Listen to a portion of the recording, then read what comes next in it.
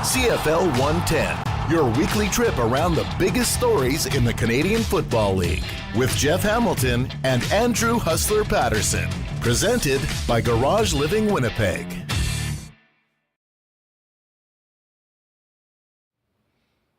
Hey, what's going on, folks, and welcome to another edition of CFL 110, coming out of an awesome Labor Day weekend in the three-down game, heading into an equally big weekend around the league with the Banjo Bowl, the Alberta rematch, and a couple other huge games, which we will touch on. There's plenty of storylines coming out of Labor Day weekend, as you would expect. The West is closer than it's ever been at this point. And the East tightened up a little bit as well over the course of the week. So we're going to touch on that, all the big stories and the fallout from Labor Day, as well as looking ahead to some big matchups, as I mentioned, on the docket. We'll bring in Jeff Hamilton in just 1 second, but a huge thank you to the presenting sponsor of CFL 110, our friends at Garage Living Winnipeg. Gang, we're now into September, and the push is on. If you want to have a clean, organized garage this fall that will completely change your winter, give Garage Living a call at 204-999-1234. They've had a great summer at Garage Living, transforming dozens of garages in and around the city, and now they're gearing up for a busy fall as they're pushing to get clients booked, garages designed, and installations complete before winter. Don't miss your chance to clear the clutter, organize, and beautify, frankly, revolutionize your garage space with polyasportic floor coatings, made in Canada premium metal cabinetry, slat wall storage solutions, as well as the options for lifts so you can work on your car or your sled in the warmth and comfort of your beautiful garage all winter long. Check out their website and all of the amazing work that they've done at garageliving.com. And give our pal Pat Kanuga a call, who's loving his move from early morning radio guy to garage designer. You can get Pat at 204-999-1234 to book a free in-garage consultation or make an appointment to meet him in their showroom down at 981 Main Street. Garage Living Winnipeg, garages made for living. All right, coming out of a wild Labor Day weekend, we're back for another edition of CFL 110, and Jeff Hamilton is back. Just quickly, before we get into all of the topics, for maybe those that didn't hear our chat on Winnipeg Sports Talk earlier this week, just an awesome weekend in particular. For those of us on the prairies, it doesn't get much better than Regina on Labor Day. The Saskatchewan folks were amazing hosts. The vibe was high all throughout the weekend, and we got an absolutely awesome game, which we'll get to in a minute. But that, to me, is what the CFL is all about. It feels like a little taste of Grey Cup, just with better weather and a couple months earlier. And like Grey Cup, it takes a couple days to recover from it all, to be honest with you, you know? So it's, it's a magical weekend for three-down football and the enthusiasts of the game. It's awesome, man. I mean, it's every game, not necessarily tight, but still fierce, and some standing shuffles, right? And you mentioned Regina and Labor Day. I agree with you. It's the best place to be over that long weekend, watching that game, and it's already a great game. A lot of hype into it, but the fact that it had the standings as a result that fight for first place. And you look around the league, you look around that West Division, like you said, we'll get into it, but it's up for grabs. And so every result seems to matter. We often hear year in and year out that this is when the real football begins, when the weather gets cooler, as we enter into the fall season and fight for that Grey Cup.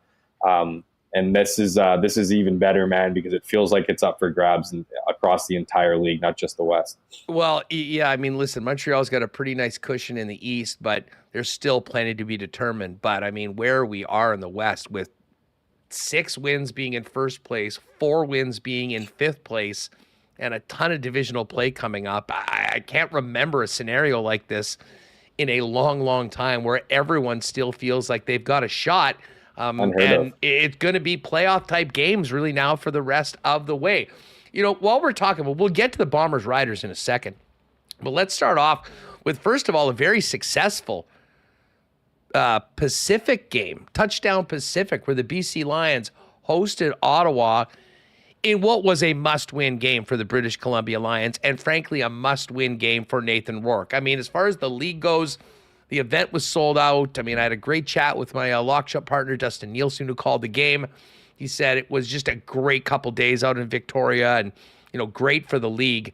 For the BC Lions, though, that had been struggling, that had been going in reverse after that great start to the season, they had to get it done, and so did Nathan Rourke. And we were talking about this game a lot going in, and I picked the Lions to win, to cover it. The way I thought of this is there is so much pressure on Nathan Rourke to get this right and to get this win. He's a guy that I'm willing to bet on in a pressure situation like that, and he's certainly raised his level of game, not to mention a couple weeks with the team. You're going to be a bit more comfortable. I'm not sure we saw the best from Ottawa, who was missing a couple of their top receivers. They were fortunate. They were 7-2-1. They could handle a loss. BC couldn't. Massive win for British Columbia, and the Lions and the Bombers are now tied atop the West, although the Bombers do have the tiebreaker. Yeah, it's funny because it's kind of been Rourke mania for weeks now, and I'd argue that the most important thing was to just get the victory and not Rourke's performance. If it was a 1-point victory, that would have been viewed as a massive success for this BC Lions team that we know started out as hot as they did and just needed to stop the bleeding of their losing streak. And so, the fact that they had Nathan Rourke find, dare I suggest, his old form throughout that one, plus 300 passing yards, 3 touchdowns, a rushing touchdown, 1 interception, but that's going to happen in games. I mean, that's Rourke, that's Rourkean, if you can call it that. And, I think for the BC Lions, they needed that. And the timing doesn't surprise me. Again, we talked about this last week. We hyped it up the week before that with the return of Nathan Rourke and what he would be able to do after what we saw him, do in 2022 and tear up this league. I think this is a little bit more of a realistic timeline for him. Like, it's no surprise that you could look at those first 2 games and 2 weeks that he was with the BC Lions, and you could call them his training camp. I mean, he needed to get up to speed on a lot of things. Yes, he was still working with the same offensive coordinator. Yes, he was still working under the same offensive system. He wasn't working with the same players. As we mentioned before, his old targets were not his new targets this year. And so to have it all kind of come together at such a Touchdown Pacific, such a awesome event for the league. Just imagine what it would have been like if it was another stinker, another loss, right? Because as much as this was a home game, it wasn't a home game. The Lions were on the road to Victoria, and what looked like a great event. So just to be able to wrap all that up, I'm clearly this is what they needed. They needed some of that jam in the locker room. We all know what losing can do, but now the question is, where do you go from here? I think it's an interesting situation for them. Not exactly an ideal matchup this week after, getting the good vibes in. So Montreal's on the docket here. That's going to be a tough one. That's the first game of the weekend. What are you? Are you convinced with the Lions after one good showing? No, definitely not. And listen, I have no doubt that they're going to put up points. Frankly, what Winnipeg did to them in the game here was shocking. And the way the Bombers were able to continue rolling and sweep that season series, turn the Bombers season around, and in a lot of ways, made things go from concerning to desperate for BC, to the point where they got Rourke back, and we all know how that's planned out. But listen, they had to win that game. I think they were going to win that game, and they got Ottawa kind of banged up in a very, very tough spot. This is the game for BC. Like, if the BC Lions want to tell the rest of the Canadian Football League, give us a mulligan for the last month. We are that team that you thought we were at the beginning of the season. And to our fans, get ready for some playoff football at BC Place, and hopefully we'll be there in the Grey Cup. This is the game to win. Can they do that? We'll find out. I mean, they certainly are going to bring some offensive momentum into that game. But I also think the Alouettes are going to have something to say about that. And listen, the Alouettes have shown lately that they maybe have been somewhat fortunate. Both of the games against the Riders, the games against the Elks could have easily gone the other way. But again, they're looking to clinch the East. They're looking like they're the first team that's actually made the playoffs. We'll touch on that a little later on. This will be a great test for Montreal and a huge test for Nathan Rourke and that offense going up against the Montreal defense. So hell of a way to start off the week. Funny enough, and this has been the case all year long, we'll hit the lines at the end, but Montreal's a 3-point favorite in this game over at Coolbet. That is the biggest line of the week. That used to never happen. That's been regular over the course of the last little while, which just shows you how close these teams and how much parity there is in the Canadian Football League. And, well, speaking of close teams, I mean, we couldn't have had much more of a nail-biter in the Labor Day Classic between the Bombers and Riders in Regina, a game that had a little bit of everything and was surprising in some ways. I mean, I understood the narrative going in that this is going to be a low-scoring, very tight game, and the first team to 20 might win the game. Then it's 29-15 at 29-14 at halftime, and you're like, what the heck were we thinking? Strange things happen when these teams get together.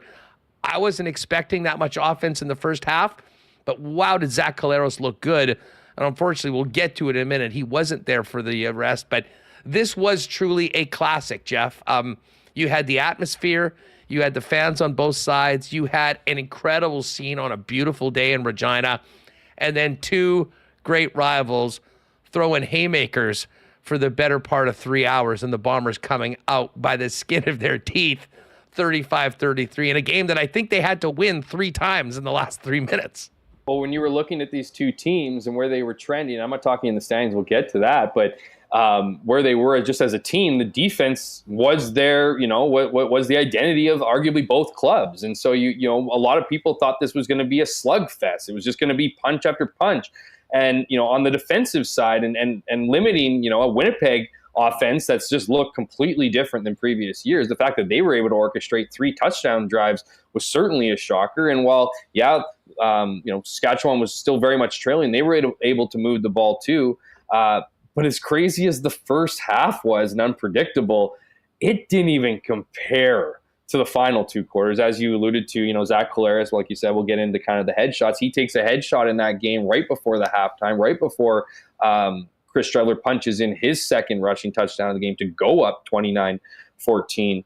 But then is asked to do everything in the second half. And that was a much different attack for Winnipeg. That felt like clock management. That felt like asking Chris Streveler not to do too much, not to lose this game. And I just absolutely hate this approach in the CFL to play kind of like, I think you need to play smarter. I don't think you're going to ask Chris Streveler to launch the ball down or be, all of a sudden just be, going deep on every second play. But, you could tell they tightened things up a little bit. They didn't want to make mistakes. And that preventative football often comes back to bite you in the ass. And it almost did with the Winnipeg Blue Bombers, because the Rough Riders, while they did not look that great through the first, 30 minutes of that game, and should be noted here that Mario Alford and his fumble on that kickoff, or on that punt rather, ultimately probably cost this team the game. But that's how narrow the margins were in this one. And then when you get to the second half and it's all on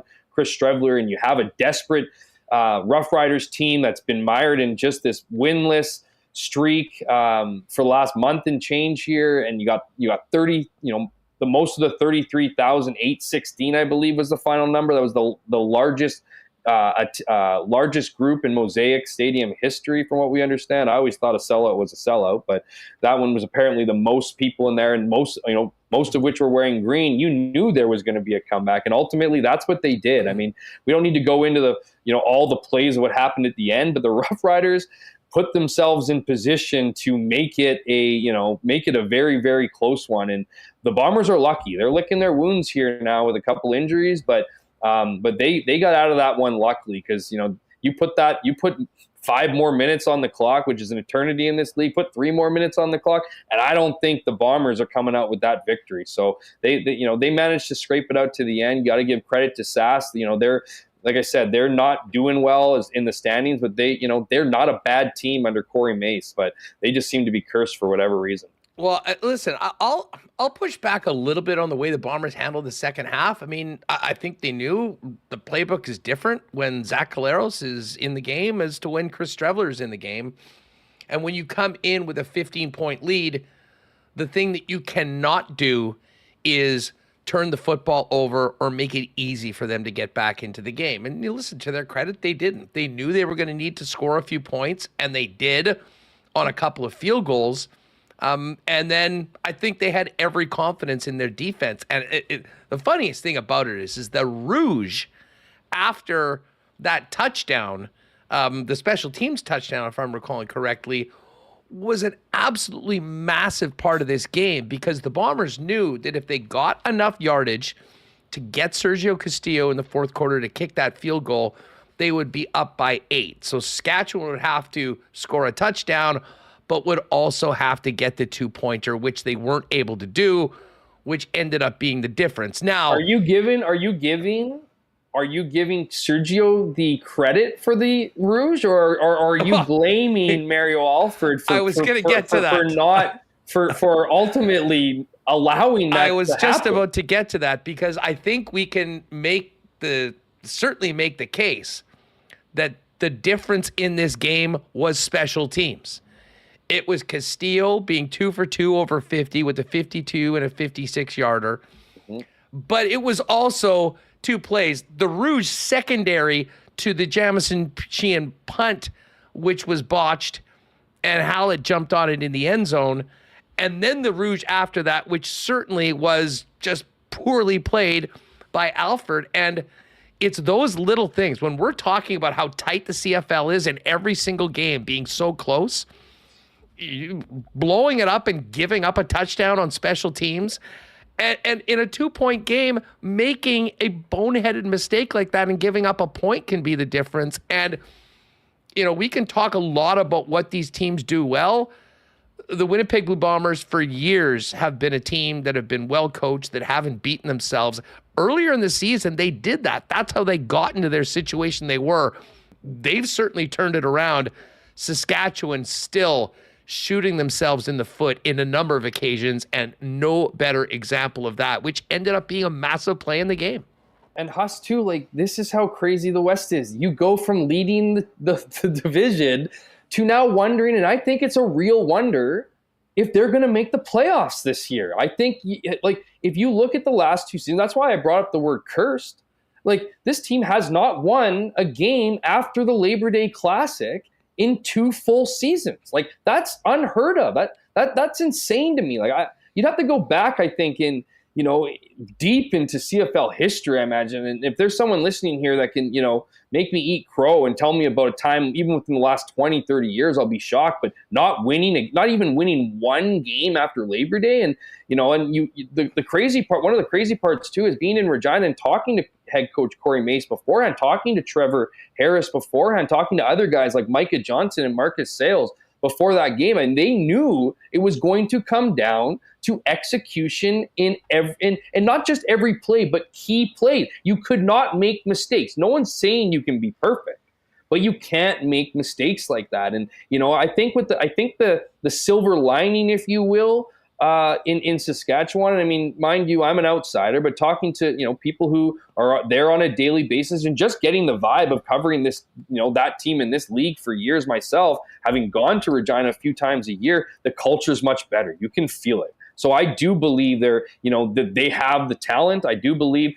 Trevor Harris certainly wasn't the problem in that game. He was, he's played arguably his best 2 games the last 2 weeks, and he just hasn't been able to get much luck out of him. Or much luck out of his game. And it's certainly not the issue, but the Riders need to figure something out, and they need to figure something out quick, because, this has the ability to snowball and to, again, when you look at the last 2 seasons, how can you confidently look at this team, even with the change in personnel, even with the change in coaching and culture, that if they can't turn this around quick, I mean, they don't have time. This weekend is a must-win for them. Corey Mace called last weekend a must-win. They're all must-wins right now. It is playoff football in Riderville, much like most teams in the West. But the way that, losing can become contagious, and they need to turn this around real quick. It's just unfortunate they got the Bombers here up this weekend. Well, listen, I mean, as much as, they haven't won after Labor Day the last 2 seasons, I don't think that matters at all right now. They haven't won in a month and a half. That matters a lot right now.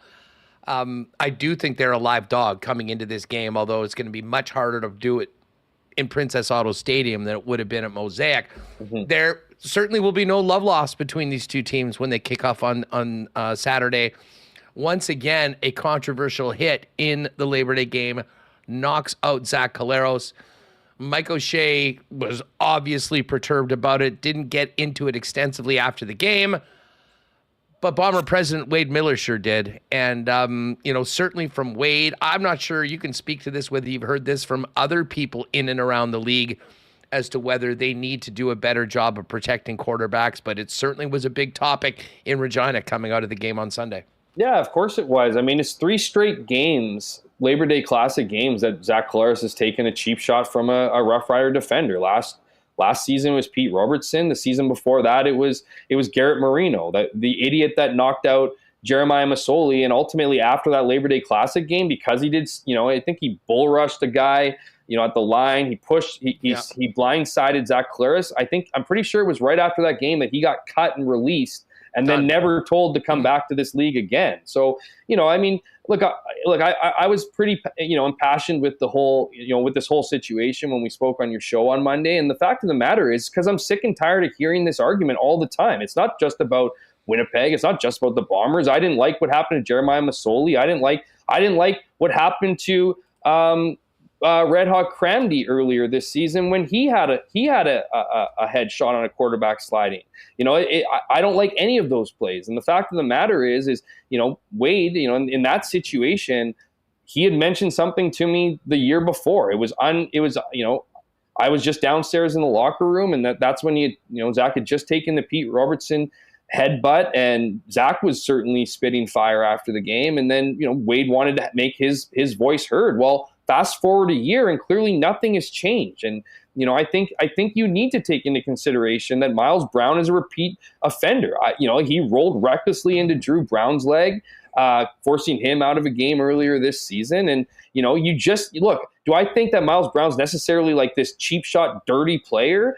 Not really, not overly. I think a lot of things happen in football where it's a fast game. But the fact of the matter is, CFL is the only league that kind of just has that almost allows it. They'll give you a 15-yard penalty if if it happens, and that can be costly in certain situations. It wasn't in this situation. The Bombers, in the same play that Zach got the headshot, also had a defensive pass interference that set them up on the 1 yard line, and then you tacked on the 15-yard penalty. And so it's just I hate when people call the CFL a bush league. I find myself defending it quite often.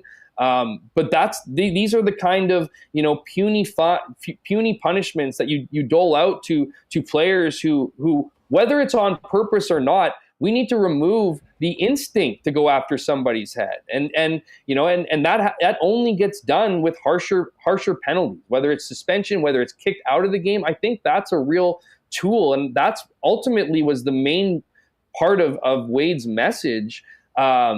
Was that you have the ability to kick people out of games if they target somebody's head. And the more you use it, I think the better off this league will be. And you're talking to head coach Mike O'Shea today, as you mentioned, he was very diplomatic after the game. He is not one to, publicly get emotional or rip anybody, if you will. He had a little bit of a say earlier this year when he challenged that one play that cost him a yard or two to make a point. And that's about as aggressive as Mike O'Shea is going to get with the officials. So, I wasn't surprised he didn't pop off, but he made a great point today that if you start utilizing that rule that Wade specifically pointed to in his quote to me, was that if you start kicking players out of games for targeting head or contacting head or any head shots, then you start teaching things differently. Look, I think there's an effort across the league to teach players. I think we've certainly, not to go after the head, I think we've certainly improved over the years. Talking to Buck Pierce today, I mean, he was a guy that was played in an era where it was almost celebrated to take his head off, right? And so when you combine the line that he played behind too, he was on a lot of those highlight reels for the wrong reason. So, to finish my point about Mike O'Shea's comment was, if you start kicking guys out of games, coaches start taking it more serious. They don't want to lose players. They don't want to lose guys, even one guy in a game. So that's, I think we're at a situation here where we've been talking about it for years now. We've been talking about it well before Randy Ambrosie took over as commissioner, but it's been an issue throughout this entire process, and it's not going to go away. Something needs to give. They need to, assess. Here's the thing. I just have to say, I don't know what could have been different in because to be honest, like when you saw the hit, I mean, I guess if you want to play it back in super slow motion, you can kind of see right at the end he does lower it. But I mean, that sort of hit happens all of the time. And I mean, listen, I were with a whole bunch of Blue Bomber people. I mean, no one was saying that guy should have been kicked out. He got the flag. Unfortunately, the circumstances warranted that it was already PI, so they didn't really benefit from it. And then there was a little bit of a break because they didn't come out until the third quarter when we realized that Zach was out. Like, I don't know, from an official standpoint that they could have done anything more unless they deemed that that was an absolute cheap shot and you're kicking the guy out. And I'm not sure where the threshold for that is. But realistically, if you want to take this next step, and I'll give our pal Gregory, who's I think he was in on the Bomber Coaches Show talking about this. He mentioned in chat yesterday, you basically have to adopt the NCAA's targeting rules and allow the command center to assist officials on these rough play penalties and things were targeting. That exists in the rule book, Huss. That is in the rule book. That's the rule they were pointing to. It's like almost like the officials don't know it exists, or they're very hesitant to use it. I think they're worried about using it. I think the officials are too worried about impacting a game by kicking somebody out that they've kind of put it in their back pocket and forgotten about it. The reality is yes, it happens a lot, but that doesn't mean it should be happening a lot. And while I understand this idea, I think we're normalized to it. That if it isn't some kind of guy driving his head into it, I mean, Pete Robertson headbutted him last year. And I think he ended up getting a suspension from it, but they didn't even kick him out of the game in that game, I'm not sure. Like that, those kind of things, man, like those should be automatic. And so like the NCAA rule is a good one because what I'm talking about is changing the muscle memory of players, taking out the idea, and that's what the NCAA rule is in place for, is to change generations of players coming through the ranks that when they do get higher up, that they're already conditioned to this. There's nobody looking at a headshot because the fact is you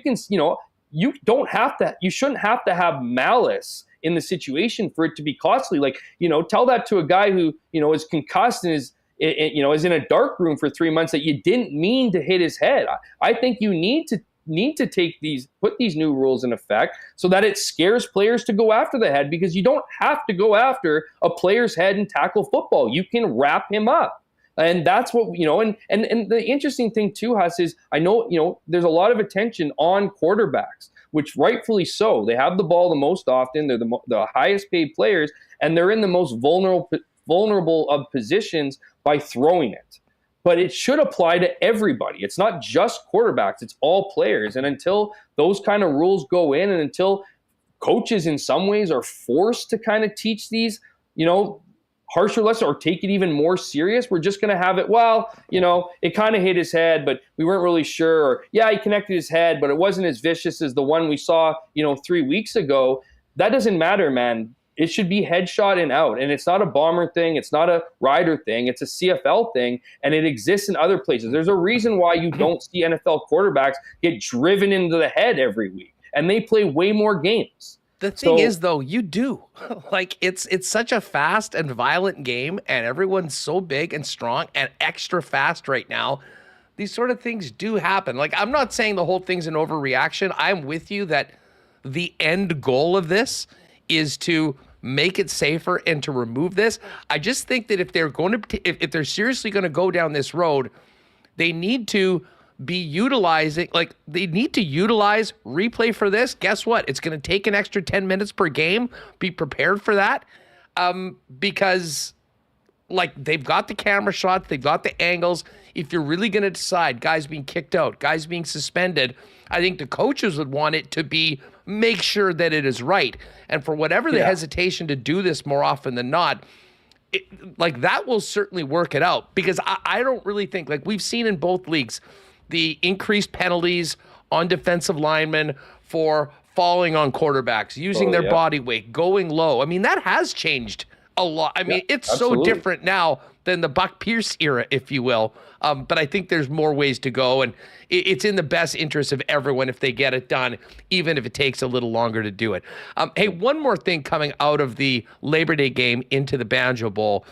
Very special milestone is Mike O'Shea is on the verge of clinching. He got his 100th win a couple games ago. They beat Hamilton and now won the Labor Day Classic, and they set up the opportunity, a very delicious opportunity for people in Winnipeg, for Mike O'Shea to pass the legendary Bud Grant as the winningest Blue Bomber head coach of all time in a sold-out building against the Saskatchewan Roughriders. And I'm not sure if you saw this. I had Nick Dembski on Winnipeg Sports Talk earlier today, and I asked Nick if I said, I know Mike O'Shea is not going to say anything about this, but do you guys have any idea that, if you guys win this football game, he'll be the winningest coach of all time? He said, I had no idea. That's interesting. And it certainly won't be a focus in the coach's room. But listen, we've talked a lot about just this era of Blue Bomber football and what Mike O'Shea has been at the helm of. The name Bud Grant in CFL and NFL history is a legendary one, and he has the opportunity in the most perfect scene to get it done. It's high praise for O'Shea, and I wouldn't be surprised if they get that dub if Nick or some of the guys are giving the coach the game ball for 103 on Saturday.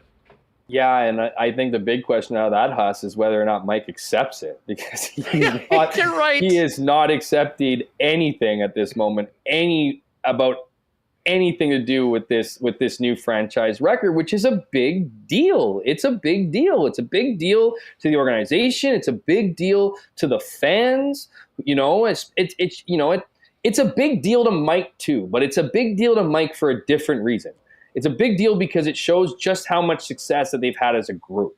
Because there's absolutely no way that Mike is going to, give you this meaningful I don't want to say self-involved in the sense of a negative thing, but just an answer that's going to be about him. It's just not going to happen.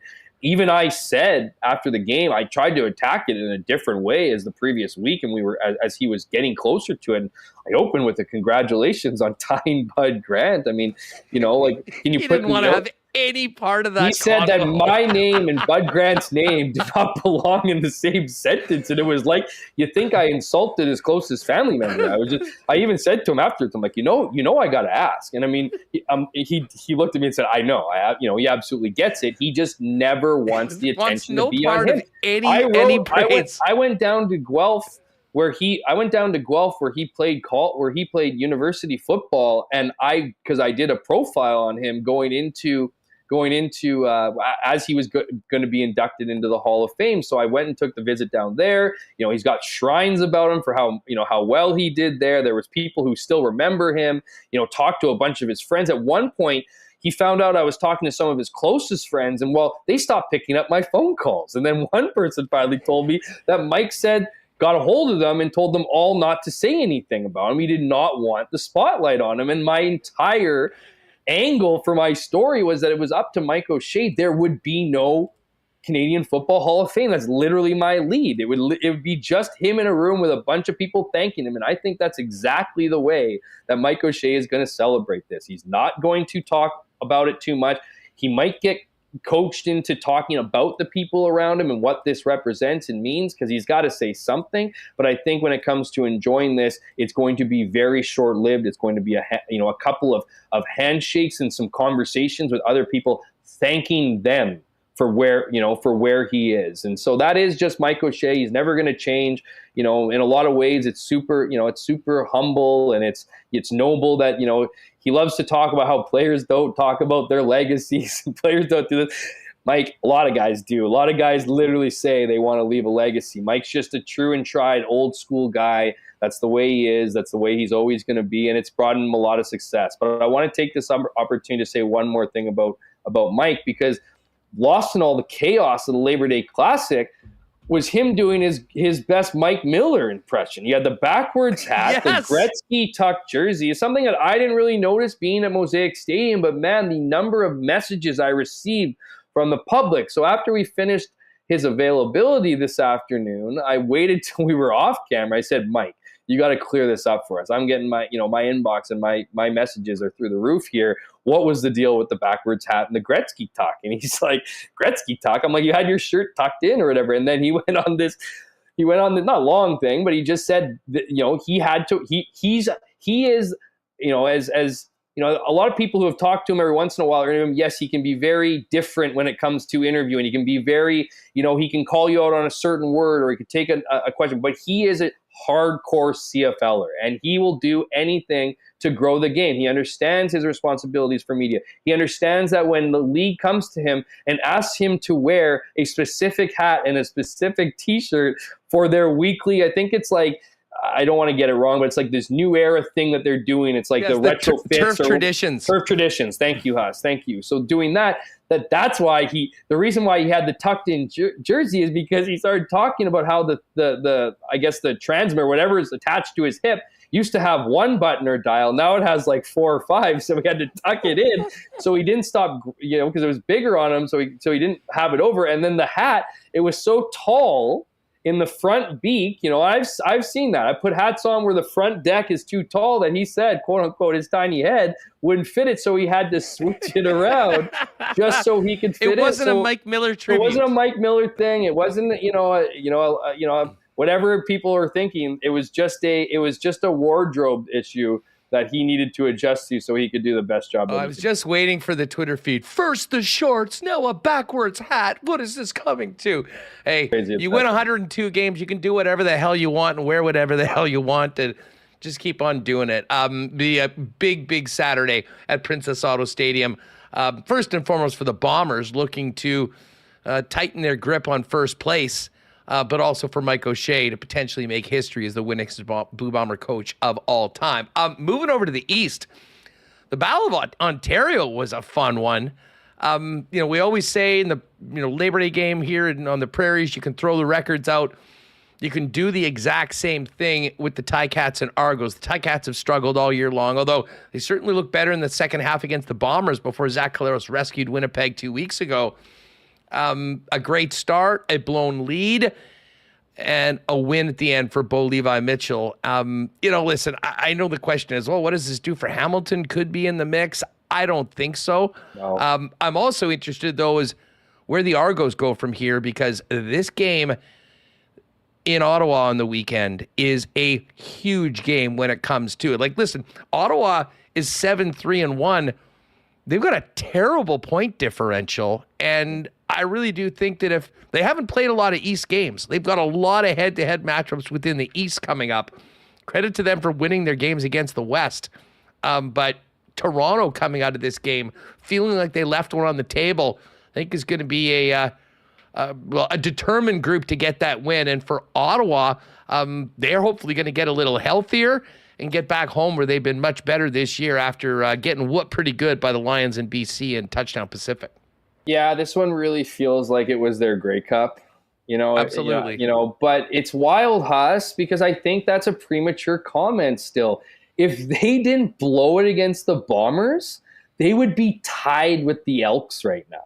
And we're talking about how great the Elks are. And yes, of course, they're winning games and they're winning, multiple weeks in a row, but the margin of error has been so small for Hamilton. I mean, they lost a couple squeakers earlier in the year, and then to blow that one, like, they needed that win bad, and to come back and have a spirited victory over a provincial rival. That they were amped up for that game to get that done the way they did. Now, it almost slipped through their fingers by the end of it, but like I said before, I feel like that is pretty much the trade. One of the trademarks of this league is that if you got a healthy lead, you probably don't by the end, just because of just in the style in which teams change their games, whether they're leading or trailing. But yeah, I mean, I just you look at the post game. There was a video that Bo Levi Mitchell posted on his social medias with Scott, head coach Scott Milanovich in the dressing room, and just doing, like, saying some of the most fundamental things that a coach can say, like, I didn't see the final sheet, but we won the turnover battle. We had the most explosive plays. We won our shots in the trenches. I'm not saying it exactly verbatim, but it was those kind of things that he was congratulating his team on. And there seemed to be a bit of a sense of relief. Look, there's a lot of individuals in a room. There's a lot of personalities. And when you're not winning games and you put all these competitive people here, because there's not a single person in that locker room who's not competitive, or they wouldn't be there. When things aren't going right for you, there's chances for things to really go sideways. So I do give the Ticats some credit this week. I thought Bo played well. He protected the ball well. And Hamilton has some weapons. Holy smokes, Tim White. Like, the guy was pretty much a human magnet. So they have some talent. They certainly need to shore things up on defense, but I don't know, man. Just the way the season's going, I could, there's nothing that I see from the Hamilton Tiger Cats that suggests to me that there's a comeback in the making here, or they're going to make things interesting. But, I do think that they are playing a little bit better, a little closer to what many people may have thought they would have been this year, a little more competitive. So we'll see what happens with the Ticats, but man, I can't shake it out of my head about how costly, and it felt costly in the moment, but just how costly that was to lose to Winnipeg 2 weeks ago. No, for sure. Listen, I mean, I'm with you. I think Hamilton is showing some signs of life. They're coming around a little bit. I think the addition of Chris Jones, calling the defensive plays has been a big, big boost. The problem for them is that they've got 3 wins in 12 games. Toronto has 6 in 11. Ottawa has 7 in 11. Like, realistically, to make the playoffs, they're going to have to win a minimum, I would say, of 5 of their last 6 games. And I'm not sure if they are good enough to do that, frankly. That's every other team in the West is being asked to do the same thing. That's the thing. And like, they're not looking at the East. They're probably looking at the West as a potential crossover. Like, again, it looks dire for them, no doubt about it. But the East, it's bizarro world. They're peeking over to the West if they have any chance of getting it. Well, and the problem is it becomes a math problem because these teams are playing each other and someone is going to win. And you don't just have to pass one team like you would in the West to going across to the East. You got to pass 2 and have a better record. Like, there's no tiebreaker. If you have the same record, you're SOL. So listen, the odds are long for the Ticats right now, but I will say this Ottawa-Toronto game, low-key huge game, certainly when it comes to potentially second in the West. And again, I think the Ottawa Red Blacks have something to prove to the other teams in the East. They didn't beat an Eastern team last year at all. They've feasted, ironically, on the West Division so far, and that's a big reason why the West looks the way that it is right now. Now they go head-to-head, and I do think that the Argos are going to be in a pretty ornery mood. Back to the West for a minute, and the team that has risen from the ashes is the Edmonton Elks. Farhan Lalji called them earlier this week a Grey Cup contender, and I have to admit, the way that they're putting up points better than anybody in the league, despite the fact, Jeff, check this out, despite the fact, I'm going to pull this back up here, that they are last place in the West, with a 4-8 record, the Elks actually have the best point differential in the division, and they've put up 348 points. They've given up 326, but just to compare it, Winnipeg in first place has put up 269 and is only plus 16 with plus 253. I mean, and this goes back to the margins of these wins and losses and those games earlier in the season that could have easily been wins that were losses that started them off 0-7. But they've got a ton of momentum. And to be honest, my takeaway from Calgary is that they're just the most mid team in the league. And they're not bad enough to be completely horrible, but they don't have much of a ceiling. They're the one team that has allegedly benefited from having a healthy quarterback all season long. Every other team's had to go to backups. Calgary hasn't. And Jake Maier is just sort of stuck in the middle. Edmonton, far and away the better team in the Labor Day game. And I think I have every reason to believe that they beat him again this weekend when they get back to Commonwealth. I don't know how you could look at a rematch on home soil for the Elks and think that the Calgary Stampeders have shown anything to suggest that they're going to, punch them back this week. It's interesting, right? Because I think Jake Maier is a great guy. I think there's certainly, he's one of the good guys in the league. There's no doubt about it. Cares very much about this sport, his team, his teammates, all those things. He's a good leader. But I think we're getting to a point right now where you got to start asking the question, like, is Jake Maier a guy that can lead you to a victory, a winning season, let alone a Grey Cup? I mean, this is a team that backed into the playoffs with a 6-12 record last year, and so losing twice as many games as they're winning for those trouble with math. I don't understand it. You look around the league. You look at this last game. Craig, Dave Dickinson. The look on his face after the game, talking about his offense. He's had it. He's done. I mean, he's just. I don't think that he can. That he can go back to him. Even in that game, Peyton Logan with a beautiful return. It just like keeps him in the game. And who does he go to after? He goes to the backup. And I know, I know this is, the game was a bit out of reach and whatever, but people are calling for a change. I mean, we've been saying it week in and week out, Huss, who are the Calgary Stampeders? And I feel like I'm getting closer to thinking that they're just a bad team. That, this was supposed to be a club that got younger a couple years ago. They were going to go through the growing pains of having a young team. Last year in particular, like I said, they were still able to make the playoffs. But this was supposed to be the year where things worked out, much like with Chris Jones in Edmonton. After having 2 years, this was supposed to be the year, some mess ups, some positives.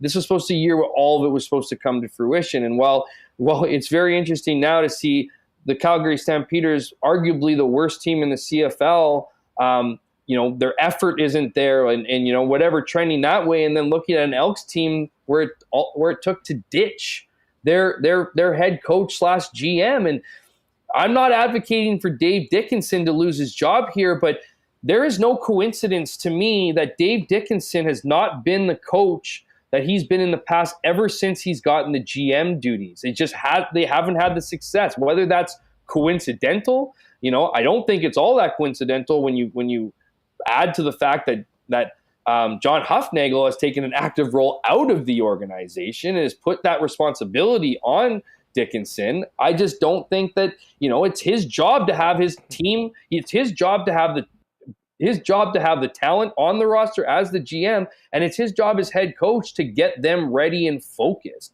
And while I think it's pretty insane to suggest the Dickinson era could be coming to a close in Calgary, something's got to give here. I mean, something has to happen here. Something needs to improve because it's not been good times in Cowtown for quite some time. Yeah, listen, I mean, if this season finishes the way it looks like it's going to, I think they're going to have a tough time running it back with the same head coach and the same quarterback, and they can figure that out. But this just isn't working. And as I say, I don't think they're terrible. I mean, they've got some good players on their team. I just don't think they're as good as their contemporaries, and they've got basically 6-12 or 7-11 written all over them, which is just good enough to be 4th or 5th place in the West and not get a ticket to the playoff dance. The one team that we know is going to the playoff dance is the Montreal Alouettes. They're the first team to clinch. And a couple really fascinating things about Montreal, just in that if you look back at last year, where the Alouettes were at this point and where the Toronto Argonauts were at this point, it was completely reversed. Montreal was, right in there around 500, a little ahead. They beat the hell out of everybody that wasn't Winnipeg, that wasn't BC, that wasn't Toronto. They were clearly the 4 team in the league, but it looked to be a huge gap. Well, Montreal is now the team that has a gap on everybody else by record. Now, they've been very fortunate. Good teams find a way to win close games, and that's what I'll give Jason Moss a ton of credit for, Cody Fajardo, Alexander, who was in there before, and a defense that has been amazing pretty much all season long. Things are going to get tougher and they are going to get harder as they go down. And to me, this game for BC is one of the best tests that Montreal is going to have all season long. Nathan Rourke coming off a big win in a game that BC really has to have. I mean, if you look at the scenarios coming out of this weekend, as close as everything in the West is, if Montreal can beat BC and the Bombers get their win at home, the Bombers will essentially have a 2-game lead over Saskatchewan and BC because right now they've got the benefit of the tiebreaker against BC. They're a half game up on Saskatchewan. You add another game in there, you basically give them an out. So this is a huge game for the British Columbia Lions and an opportunity for Montreal to firmly stamp themselves as the clear-cut number 1 team. and then basically start figuring out how they're going to manage the rest of the schedule going through. And one thing I'll mention, if we're talking about the race in the West and comparing Winnipeg and BC and their schedules the rest of the way, it's very weird that Winnipeg finishes their season with 3 straight games against the East. Their last game of the year is in Montreal against the Alouettes. BC's playing Montreal right now in a huge week when everything really matters. From my take, it's highly likely that that last game of the season will mean nothing to Montreal, and they're probably not playing their Cody Fajardo, Austin Mack, their top players. They're probably resting and making sure they don't get hurt, which makes this that much more of a desperate situation for BC, because I don't think they're going to be as lucky as Winnipeg will be with who they're playing right now. But just thoughts on the Alouettes as the team right now and the measuring stick in the league with Mac back in that 4-year extension, but also the challenge that they've got from BC and what a desperate team will look like even on that long cross-country flight. I was just quickly Googling or looking up Montreal's schedule because, there could be I'm not sure what their last month looks like, but there could be that wrinkle of that, bye week in a weird week where all of a sudden, if you sit guys out in your last week, it's a month or so or 3 weeks or whatever before you actually have somebody, or you actually play a game. And so teams will often, Bombers have certainly done that in the past. They've sat out the second last game of this season. But I imagine if the Bombers are wrestling for standings and whatnot, that, even if you want to have guys, feeling game ready or knocking off rust, you're not gonna want to put your best players into an incredibly important game to your opponent. And, even worse and not for so BC. Much yourself. Hey, Jeff, even worse for BC. So the final game of the year is Winnipeg at BC in week 21. That would probably be the week that you lay the guys off. Week 20 is Montreal at BC. So BC could get the best of Montreal twice, and there's a good possibility that Winnipeg doesn't, which again, I think makes it that much more important that BC does everything they can to try to reverse what had been happening as of late leading into their big win last weekend. Wow, if you're going to throw that in there, so they're playing the Bombers the last week of the season and the Lions the second last week of the season.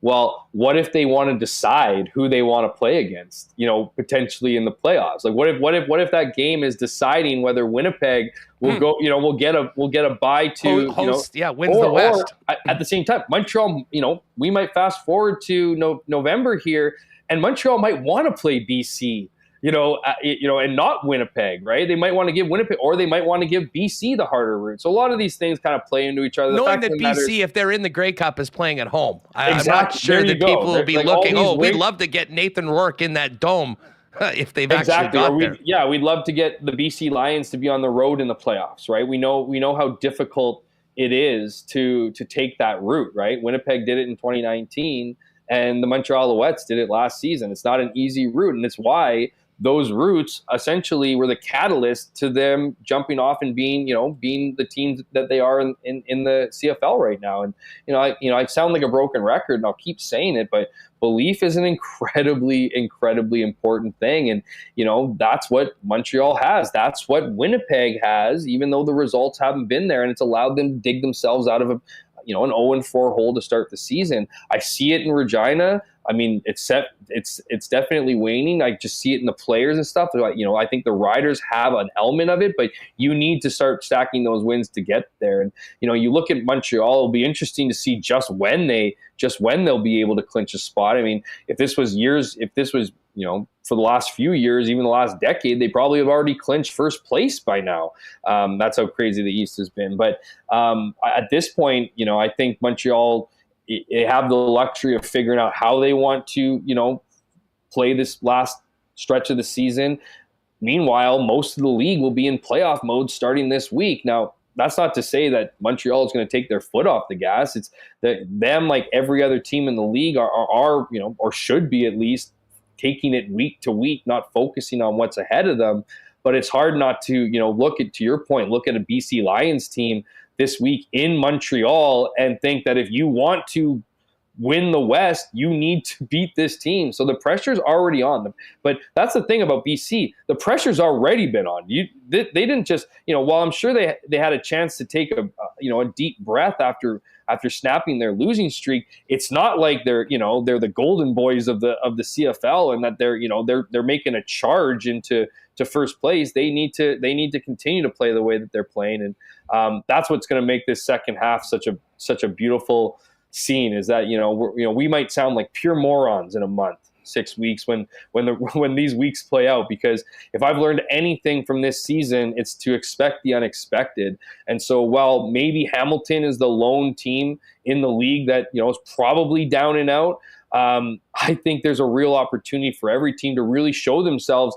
And if you're going to put a positive edge to any of those fans out there whose teams are aren't producing the way they want them to be producing, that you play that playoff football this second half, you get some momentum into it, and who knows what happens in the playoffs. That's what this sport is all about. It's gaining momentum from week to week. You'll hear coaches say it doesn't go from game to game. No, it doesn't go. What you did in the previous game isn't going to necessarily translate to a different opponent the next week, but that good feeling, that belief certainly does. And I feel like there's a handful of teams out here, if they can go on a run, they could be in real good shape come the end of October. Well, listen, I mean, they got the win, and the one thing they don't have to talk about is a 6-game losing streak heading into Montreal, and this season completely going down the toilet. They're back at 500. All those games they won at the start of the year, those all count, and they're still in a really good position, knowing that they're hosting the Grey Cup if they can make it there. And first place in the West, as it always is going to be so huge.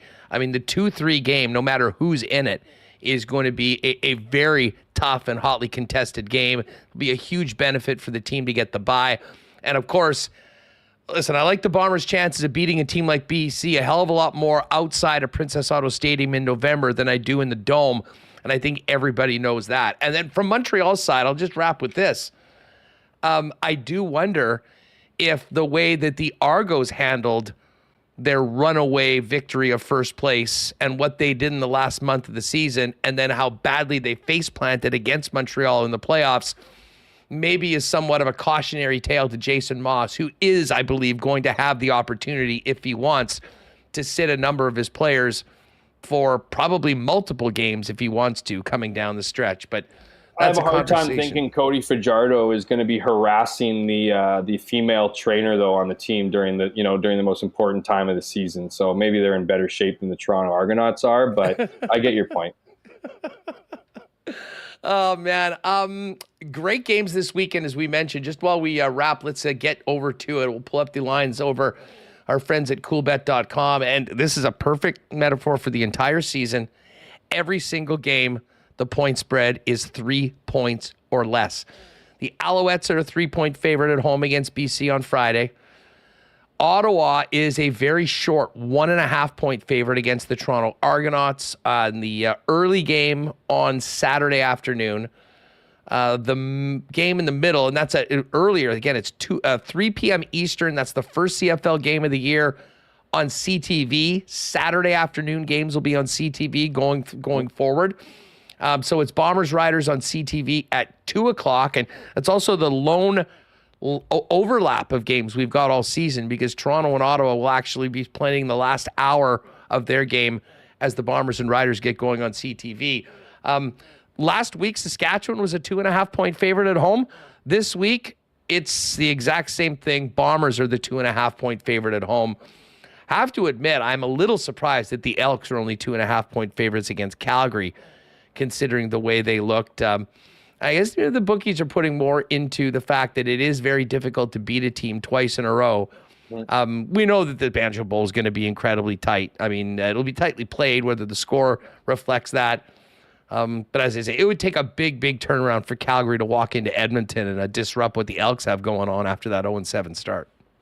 Who knows? Who knows what those conversations are? Maybe they're playing for their jobs. It looked like Dave Dickinson was looking to make some changes on that roster. So, maybe that is the boost that his team needs. And Winnipeg, you mentioned 2.5-point favorites. I think that's just in some way, but while Stanley Bryant returned to practice today, he was not a full-time participant. And And, I think his status for this week is going to be up in the air. We'll see what happens. I mean, it needs to improve, obviously. I think he needs to practice before hitting the field. And then, of course, Adam Bighill, right? Nowhere to be seen today. They downplayed, I don't want to say downplayed, but they weren't giving up too much information on it. What I've said to you on Monday, what I've been told, what I'll write today is, everything I'm hearing is pointing to, not good, that Adam Bighill will be out for some time. And we know how important he is to this team. We know how important he is to Winnipeg's defense. So, those are other wrinkles to take into consideration throughout the weekend, because not a lot of players can replace a guy like Adam Bighill on the field. Hey, just a quick look at the Grey Cup odds. And by the way, I'll plug our friends at CoolBet. If you are playing over there every week, you've got whatever your favorite CFL bet is, you can put a 20% win boost onto that. I believe you can also do it for futures as well. Here's what the Grey Cup odds are as we get into the final third of the season. The Alouettes are the favorite at plus 215. Everyone's back on the BC bandwagon now that they've won one game. BC's at plus 250. The Winnipeg Blue Bombers are next up at plus 450. Ottawa's at plus 575. Toronto's plus 625. The Riders have dropped all the way to 10-1. And listen, if you want a real frisky long shot, if you are like Farhan Lalji and believe the Elks are a Grey Cup contender, the Elks are now 36-1. Still a big number, but it's shorter than Calgary at 40. And the Hamilton Tiger Cats at 250-1. All that's available in the CFL section over at CoolBet. Hammer, great stuff. Awesome seeing and hanging you in Regina. And shout out to everyone that we saw there. Rider fans, Bomber fans. That is what the CFL is all about. Like a little mini Grey Cup week before Grey Cup. And we'll do it again on Saturday. Should be a real great scene at Princess Auto Stadium and around the league. 4 huge games in the CFL beginning Friday night with the Lions and the Alouettes. Huge thanks again to our friends at Garage Living Winnipeg for their sponsorship and support of CFL 110. Check out all their great work at garageliving.com. And if you're in Winnipeg or Saskatchewan and want an in-garage consultation to find out more about what's possible with your space, give our pal Pat Kanuga a call at 204-999-1234. For Jeff Hamilton, I'm Andrew Paterson. Enjoy the games this weekend. We'll see you next week right here on CFL 110.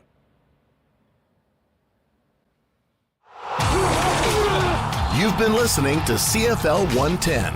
Tune in next week for more great Canadian football discussion.